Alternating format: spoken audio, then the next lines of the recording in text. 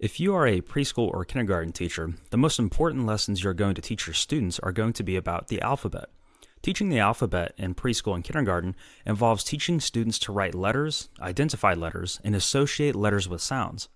This lesson will follow the plans of a kindergarten teacher, Mrs. Matthews, which will incorporate all three aspects of teaching the alphabet.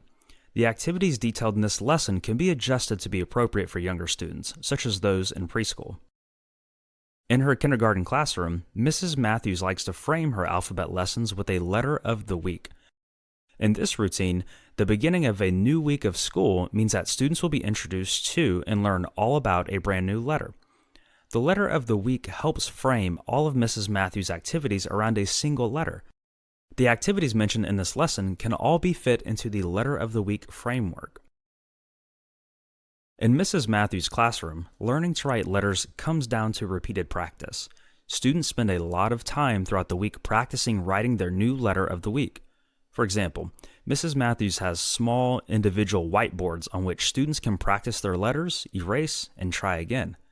There are many other ways to have students practice writing letters. One creative way is to have individual plates of colored sand into which students should practice writing letters with their fingers. This gives the student tactile experience with the letters. It also helps students who might still be struggling to hold a pencil or crayon practice writing the letters.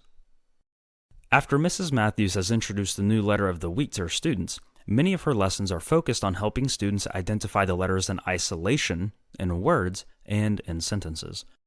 It is important to give students ample experience seeing letters in different environments, as this skill will eventually lead them to learning to read.